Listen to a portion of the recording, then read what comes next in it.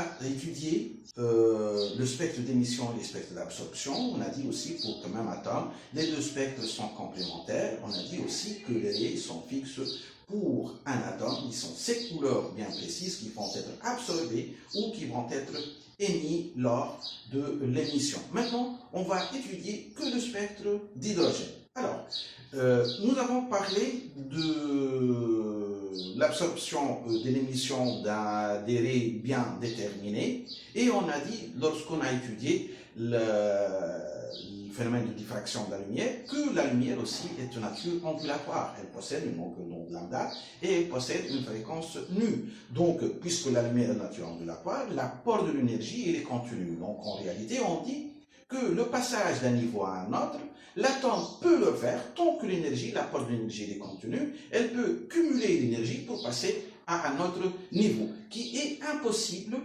car les spectres, les raies d'absorption et les raies d'émission sont précis, sont de valeurs de longueur d'onde précises et le même phénomène, on ne peut pas l'obtenir pour les autres longueurs d'onde.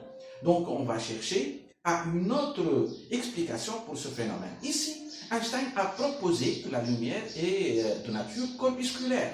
Donc, on va voir une autre explication ou une autre nature de la lumière, la nature corpusculaire. Donc, elle émet des corpuscules d'énergie, elle émet des photons. Ces photons sont bien sûr discontinus. Ces photons sont de masse nulle, de charge nulle, mais ils possèdent une énergie. Lorsque le photon entre en collision avec l'atome, elle peut passer d'un niveau à un autre. Par exemple, si l'électron existe dans l'état fondamental, lorsqu'il absorbe un photon, il peut grimper au niveau l'énergie exactement demandée. Donc, on va parler maintenant de la nature corpusculaire de la lumière et on va proposer, petit 1, notion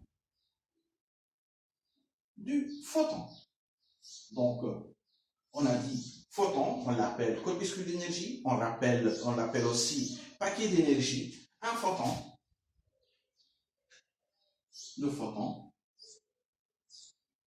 est de masse nue, de charge aussi nulle et d'énergie WPH du photon est égal à H fois nu. H, c'est la constante du Planck. H, c'est égal à 6,62, 10 à la puissance moins 34 joules seconde. C'est une constante du Planck. Où N, c'est la fréquence. C'est la valeur, bien sûr, de l'énergie de photon. Chaque photon, il apporte exactement plutôt cette énergie. Donc, maintenant, on va passer pour expliquer le spectre de l'atome d'hydrogène. Énergie de l'atome d'hydrogène. Alors, selon les postulats du bord, on va dire que l'électron autour de l'atome d'hydrogène peut circuler que sur des orbites bien précises, et que le noyau de l'atome, il est fixe. Et on pense que l'énergie fondamentale, E0, est égale à 13,6 électron-volts. Énergie de niveau fondamental. Pour un niveau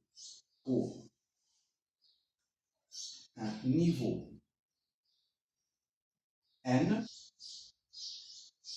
alors E1, c'est égal à moins E0 sur 1, c'est égal à moins E0. Pour un niveau N quelconque, donc En est égal à moins E0 sur 1 carré. Pour N est égal à plus l'infini, donc E l'infini, c'est égal à 0, puisque N va tendre l'infini, donc E l'infini, c'est égal à 0 électron-volt. Donc, c'est l'atome d'hydrogène qu'on va étudier. Maintenant, on va voir le passage d'un niveau à un autre pour l'atome d'hydrogène. Elle va capter un photon, donc ce photon va lui permettre de grimper vers le niveau supérieur, l'un des niveaux supérieurs. Donc, on va dire d'une façon générale, si, exemple,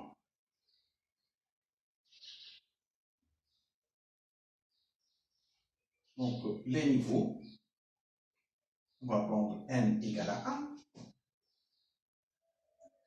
1, n égale à 2, ici n, p, jusqu'à l'infini. Donc, pour n est égal à 1, c'est moins E0.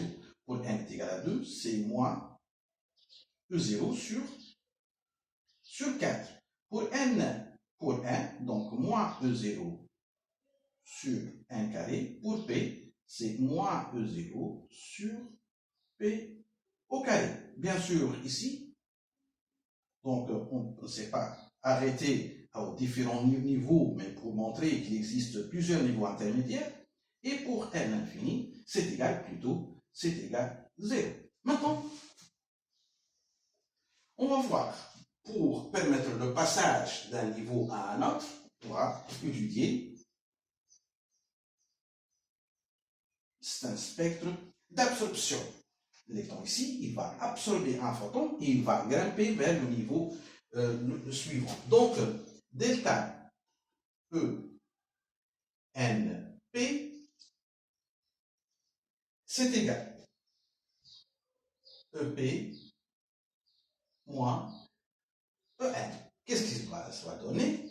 Nous avons EP, c'est égal à moins E0 sur P carré moins EN sur N carré. Donc, delta ENP, c'est égal à E0 facteur de moins 1 sur P carré plus 1 sur N carré. Donc, delta ENP, c'est égal à E0 facteur de 1 sur N carré moins 1 sur P carré. Voilà. Voilà, c'est l'énergie nécessaire de grimper d'un niveau N à un niveau supérieur P. Maintenant, la transition peut avoir lieu que si delta EP de NP, c'est égal à WPH. Donc, la transition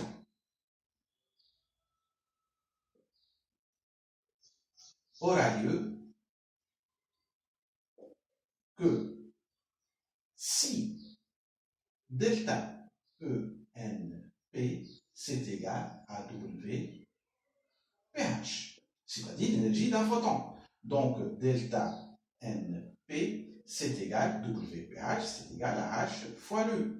Donc, on peut déterminer maintenant la fréquence nu de la longueur d'onde lambda. Or, si vous voulez lambda, or nu, c'est égal à C sur lambda. Donc, WNP, c'est égal à H fois C sur lambda. Si on va déterminer la valeur de lambda, c'est égal à H fois C, la célérité de lumière, sur C sur delta NP. Voilà. Alors, dans le cas de spectre d'absorption, ou aussi dans le cas de spectre d'émission. Donc, nous avons, c'est le passage d'un niveau à un autre, c'est NP, et ici, vous avez NP, donc EP moins EN. Cette longueur d'onde lambda qui permet le passage de N vers P, elle permet aussi le passage de P vers N. Ici, il y a absorption d'un photon, c'est-à-dire il y a un photon qui va être absorbé, photon absorbé, et ici, il y a, c'est le même photon qui va être photon émis. Donc, si le photon il est émis, alors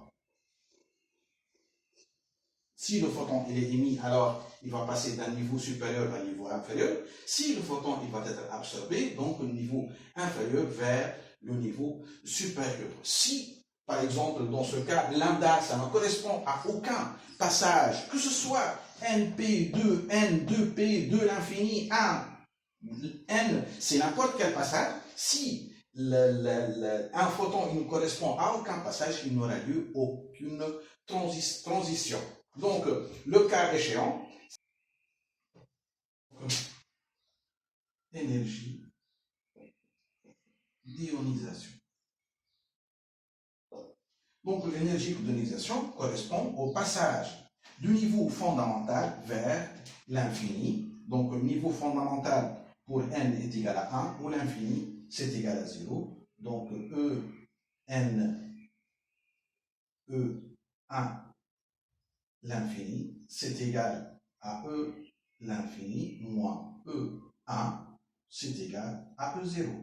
Alors, c'est l'énergie nécessaire pour passer à l'état ionisé. L'atome d'hydrogène possède un électron. Si l'électron va absorber un photon d'énergie H est égal à E0, donc il va être absorbé. Donc, l'ionisation aura lieu. L'ionisation aura lieu si exactement on a dit E0 et si il est supérieur, c'est-à-dire il va passer par une énergie cinétique. L'électron va, le reste de l'énergie va prendre, c'est pas l'énergie cinétique, si WPH il est supérieur ou égal à E0. Si il est pH est supérieur à E0, ce qui donne WPH, c'est égal à E0 plus l'énergie cinétique que va prendre l'électron. Donc, l'électron va passer vers le niveau l'infini, l'énergie de 0, ensuite il va passer, s'éloigner de l'atome par une énergie cinétique. Donc, voilà la partie concernant l'atome d'hydrogène.